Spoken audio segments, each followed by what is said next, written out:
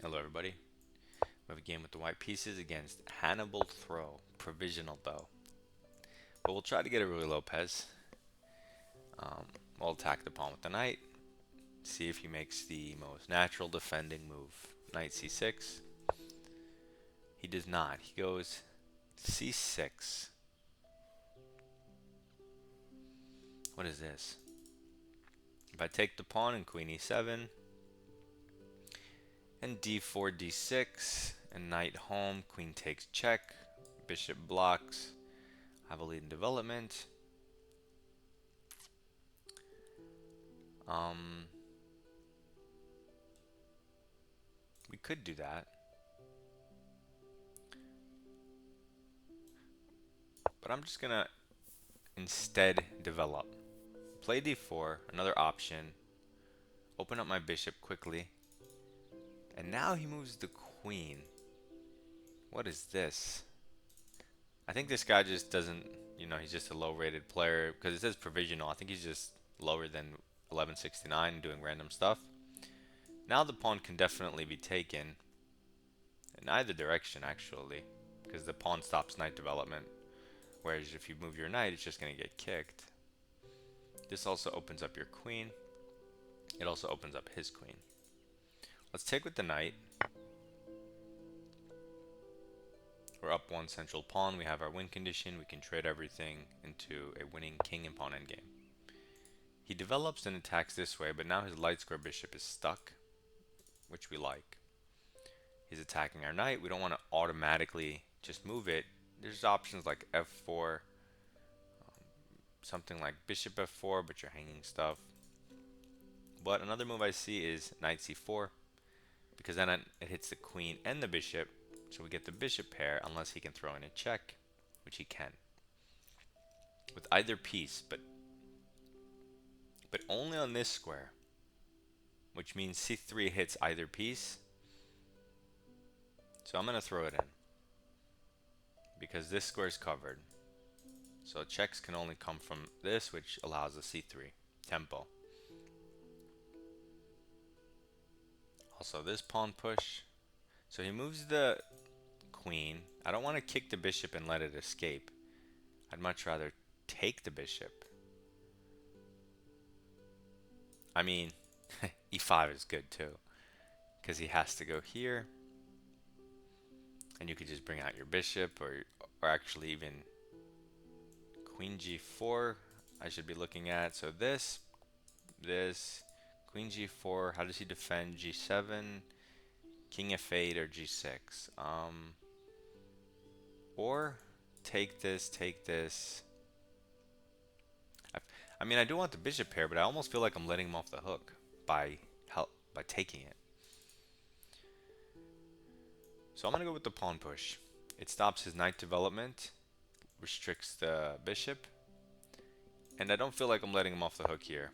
Okay, this is a bad move, because now I can solidify my center for free. I don't have to play like a bishop e3 to protect, something like that. He goes here, which doesn't make sense because I can go b5. It seems like it's on the wrong diagonal. He should go back to the other one.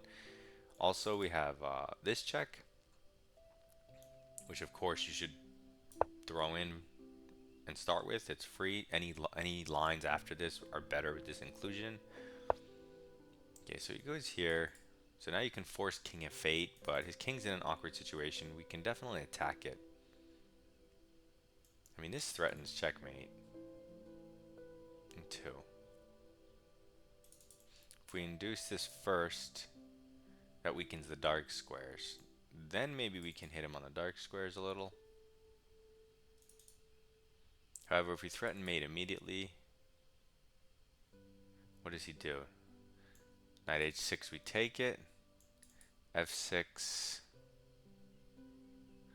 maybe f6. So let's hit it from the h5 square so that f6 doesn't do anything, because we can still infiltrate. This might provoke g6, but then that weakens the dark squares towards this king. Okay, it also makes f6 weaker if he plays it afterwards. If you go here first, maybe f6 comes with a tempo, as opposed to h4, which it doesn't hit your queen. If if we develop a new piece and he goes f6, and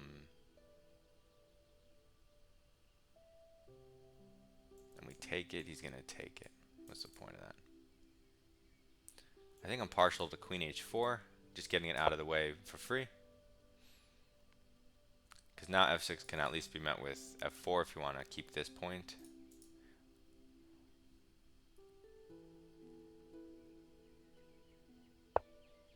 Okay, he does play f6. However, the pawn is pinned, so he's not even threatening to take.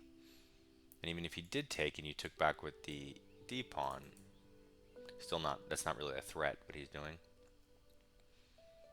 We could get this piece in. That would encourage the b pawn to move up and allow his bishop to go back. If we start with bishop back, he can't push the b pawn, but on his next turn he can go a5 resource, which, but that's his next turn. I should develop though.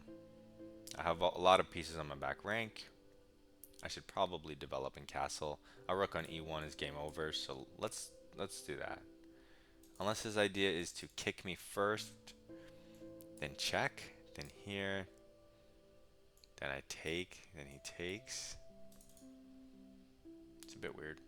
If I just take this with check and he takes this way, I didn't even calculate this, but yeah, if you hit the knight, he can just defend it again, I guess. I guess if he pushes this, I'll just infiltrate the light squares. So let's play, develop a piece, prepare castling. If he he said I'm gonna run out of time. But he said it in a nice way.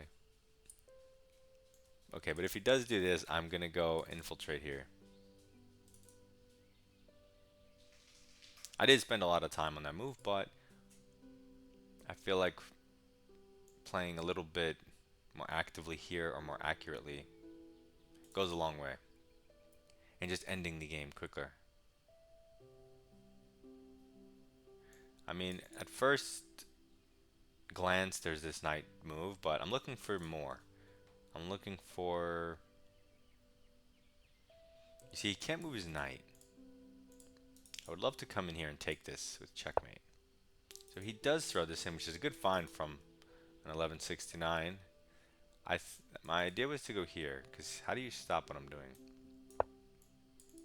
This is mate in 2.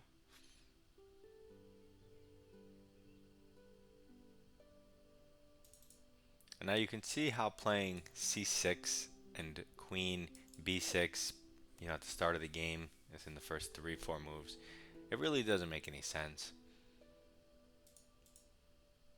I mean, you could try new stuff in chess, of course, and you should, but then you should come to your conclusion. Was it good? Was it bad? Does it make sense? And now his light squares are severely... So he falls for... Ah-ha-ha. He took the pawn. I almost went here, which probably still wins, but he could escape this way, which of course looks terrible, but let's not give him a free knight. So now we could start... Of course you could take, but I don't want to trade for this terrible bishop. I want to keep a piece in the attack. So this check...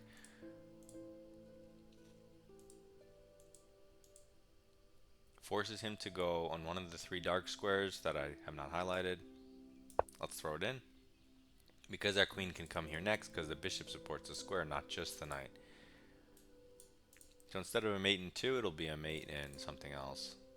3, 4. Okay, so we could come in here, but this is a check. Oh wait, what am I doing? Take with the bishop, of course. I forgot about the bishop. I'm so tunnel vision on looking for certain things with the queen that I forgot about everything else in the position. I do that a lot. It's not good. I forget about my king, and it's, if you know, I'm not even looking. It's just completely out of my brain. I could be facing a mate in 1, and if I'm looking for something, I forget everything else. He writes, "Seem I'm in a predicament." Because, however, he blocks its checkmate because the queen covers this diagonal, bishop this diagonal.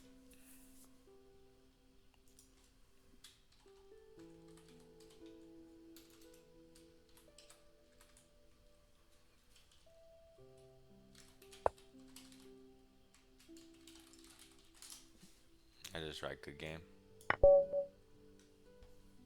Okay,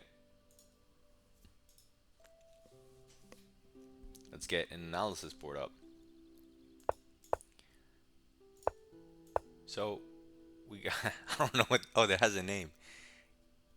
King's Pawn Game, Gundaram Gambit. Not Gundam, like Gundam Wing, but Gundaram Gambit. So it's a thing. Even though it says white is plus 1.2, there have been some master games here, so it is a thing. Although white always wins, so you probably shouldn't start like this. Now, as far as best moves, yay, they gave, oh wait, don't change. Oh no, yeah, d4 is plus 1.1 and knight takes is plus 1.0. So I was considering with the knight, but I don't know, something about d4, because if he takes, you can even take with your queen, because he can't bring the knight out, specifically because he played c6. So because of that detail, I was preferring d4. I was thinking something like this. This is the line I had said, on the earlier in the video. I said we were going to get to this position, and I liked white. He gets the pawn back that I took, but he's only moved his queen. I've moved 2 minor pieces and I'm ready to castle. He's 3 moves away from castling. His queen is attackable by tempo moves, and so this was the line I was going to go down. Should I, if I had taken his pawn, that's what I calculated that I would have played.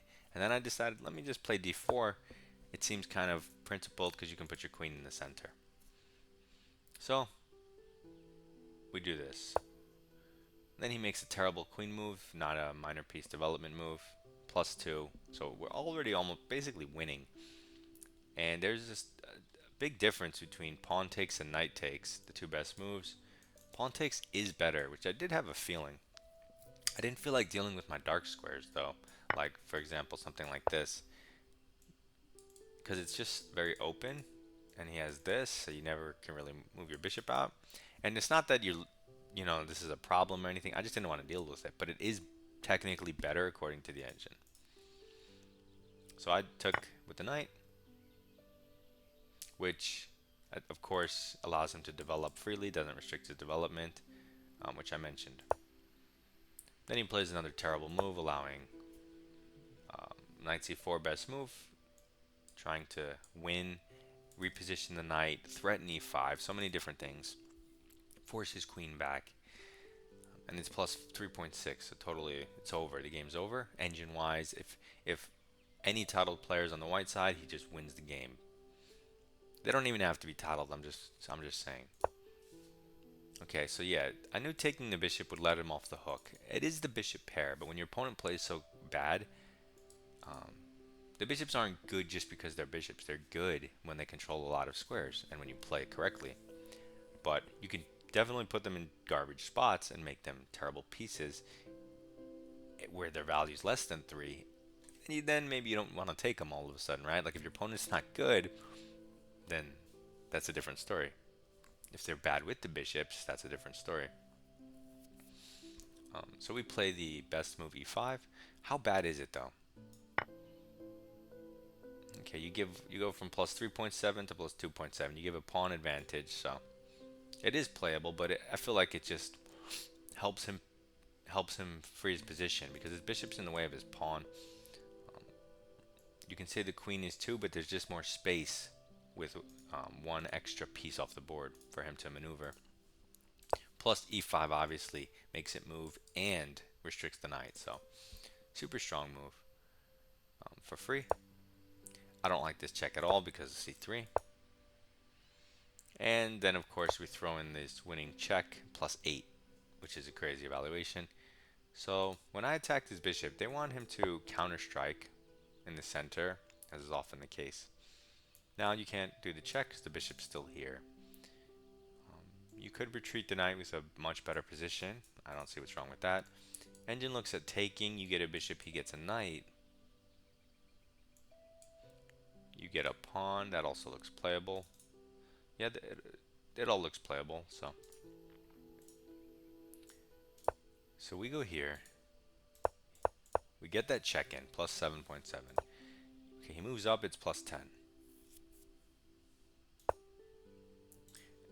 Okay, so that's not the best. Okay, it is the best. Why did it change? Okay. So for plus 20, so I was looking at queen f3, but that's only plus 10. So that's why I didn't do it, right? Queen h5 is plus 20. And I thought it looked slightly more accurate. I explained the nuances I was looking at in the video. Here, f6 does not stop us, whereas on f3 it does. There was some other stuff too. The only way to stop force mate, like it's mate in 15 or less, unless he plays g6, which is plus 25. Okay, so you can throw in this check, which I was curious about. f6, you take with the pawn check. I guess if he ever takes the knight, he's just in a terrible spot, so yeah, you could have played that. I threw this check in, and he plays f6 anyway, just not with tempo.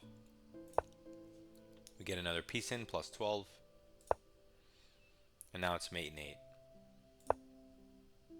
I had a feeling this was going to show up on the board, and now there's no way to really defend this. He has to hang his knight. Now it's mate in 2, and I didn't even see this check. You just go behind his king, and then you go here. Whoops. Instead of mate in 2, I made it mate in 3. Yeah, I made it mate in 3 instead of mate in 2. But look at my bishops. Look at my knight. Look at my queen. I mean, okay, so these pieces not doing anything, never moved. But these 4 pieces are ridiculously active. Does he have 4 ridiculously active pieces? No. His queen and his bishop are the only things developed, and they're total trash, right? So he has 0 pieces against my 4. So it's not surprising that it was minus 25, minus 10. You know, checkmate to follow. Yeah. So try to play more normal stuff in your openings. Openings aren't openings by random happenstance. They're openings. It's it's backwards thinking to think, oh, the opening is this set of moves. It's like, no, you're playing good moves, and now it's the opening. It's like, oh, we're playing chess. You're thinking. You're playing solid move. I attack the pawn. You're like, oh, it's not, oh, Rui Lopez is knight c6. No, if you're black and then you're like, oh, this looks like a logical move. Oh, this all makes sense. Let's call it Rui Lopez. Use this because this is a logical way to play chess. And we just, now that's this blueprint that we can use because it makes sense. It's not like Rui Lopez comes from nowhere. People find the logical moves and then they want to keep the blueprint in mind to use it from game to game. Anyway, that was a tangent. Good luck in your chess. Submit your games in my Discord. Goodbye.